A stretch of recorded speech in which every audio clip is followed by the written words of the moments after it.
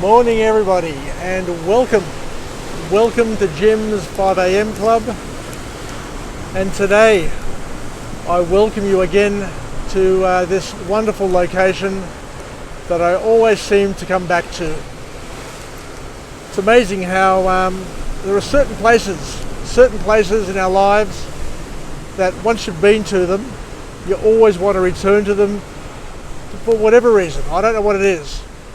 But aesthetically, this place where I am at the moment has won my heart.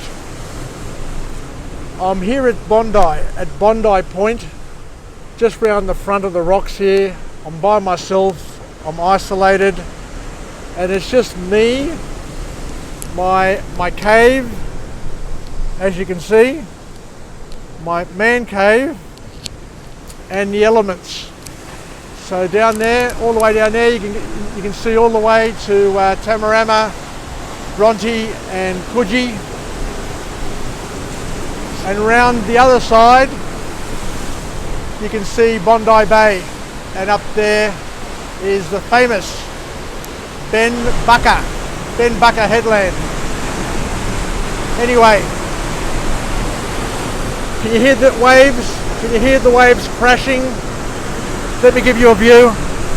I'll make sure I don't fall over the edge.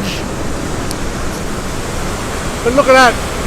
Listen to those waves crashing. How invigorating.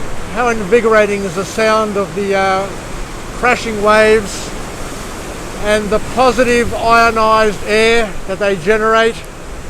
You just can't help but not feel wholesome and well once you've been for a walk along the beach, and especially at dawn. Just as the sun's coming up, you get those magical rays.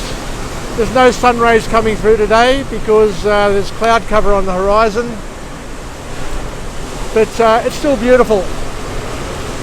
I was here last week, and down there were a couple of seals just frolicking in the water. From this vantage point, I've seen whales breaching, I've seen dolphins swimming around, I've seen fish jumping out of the water, I've seen kayakers paddle by, and believe it or not, I've seen people swimming from Bondi Beach all the way around to that location over there, which is, there it is, I've got it there, which is Bronte. So it's about a 2k swim. I thought I'd do it one day, but I'm starting to get a little bit paranoid and scared as I'm getting older. Although physically I can do it, mentally is the big challenge, but we'll see. Anyway, I'd like to have a chat to you about a topic which I've got near and dear to my heart. And it's a topic which came up when I was a young bloke. I was probably in my late teens or early 20s. And once again, it features my Uncle George Geekus. It's amazing how one person can have such an impact in a young man's life. I'm an only child, so I didn't have any brothers or sisters older than me. So I had to rely on my uncles for advice and for guidance and leadership. And like everything, we love our fathers, but sometimes we need to look outside of our family for the inspiration to help us grow and develop. And Uncle George was one of those guys. My Uncle George, my Uncle Jimmy, my Uncle Angelo. I had a number of wonderful uncles who would say things every now and then, but those things would capture your attention and basically stay with you for the rest of your life, and were a massive part of our growth and development. And in many ways, and I say many ways again and again, in many ways they helped us change our lives. They help us change the way we see things and to put wonderful perspective into our challenging lives. Because growing up as a teenage boy in Sydney, in the 60s and 70s was a fun and an interesting experience. But I remember once being at my Uncle George's place, and he said to me, with a smile and a smirk on his face, he said,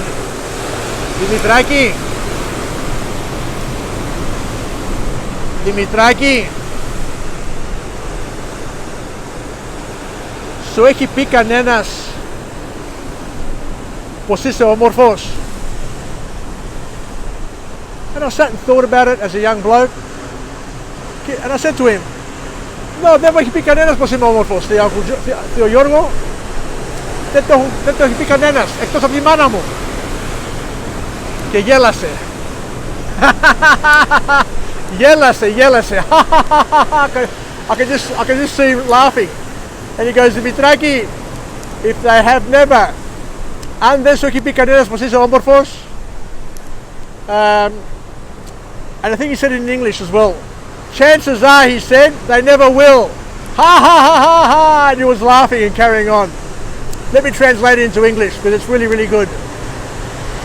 My Uncle George asked me, with a serious look on his face, Jimmy, has anybody ever said that you're handsome?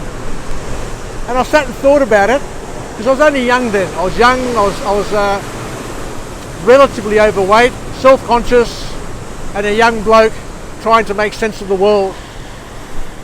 And I didn't have a girlfriend, I just used to hang around with the boys. I was shy of girls, to tell you the truth. And my uncle asked me, Jimmy, has anybody told you that you're handsome?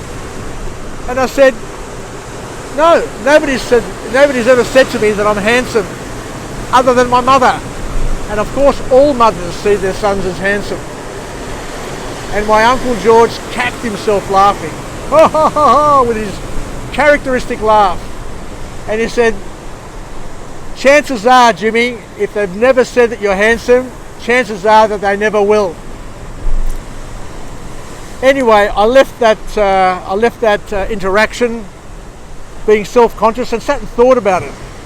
And I'm saying, wow, how profound is that? My Uncle George asked me if anybody thought that I was handsome, and I've never heard anybody tell me that I'm handsome. Anyway, that got me on a self-development kick back then. So I started training, I started dieting, most importantly, watching what I ate. I was on a keto diet as a young bloke, and thankfully I was able to lose 5 or 6 kilos as a young bloke, but those 5 or 6 kilos really worked magic. When I was at university, I was able to buy some nice clothes and just feel a lot more comfortable and confident in myself. And within that comfort and confidence also came the benefits. I met my wife, and I'm going to be honest with you, if I hadn't lost weight back then, if I hadn't started training to build myself and my confidence, chances are that Paula and I would never have met. Not because Paula may not have found me attractive or handsome, but because I didn't see myself as being worthy of a relationship. How do we use this? I guess over time, what I've also learnt, and it may be a bit of an aside here, but what I've also learnt is that for women especially, being pretty, being beautiful is not the same as being sexy. You can be pretty and beautiful without being sexy, and you can be sexy without being pretty or beautiful.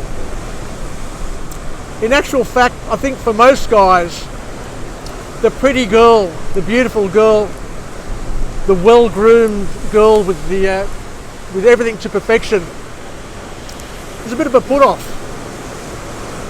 It's the girls who have the confidence, It's the girls who just have an air about them, who just ooze sex appeal and attractiveness. So I guess if I was a woman, I wouldn't want guys saying that I'm pretty, I'm beautiful, or any of those sorts of things. If I was a woman, I would want people to see me as sexy. China, sexy. Anyway, enough of that from me.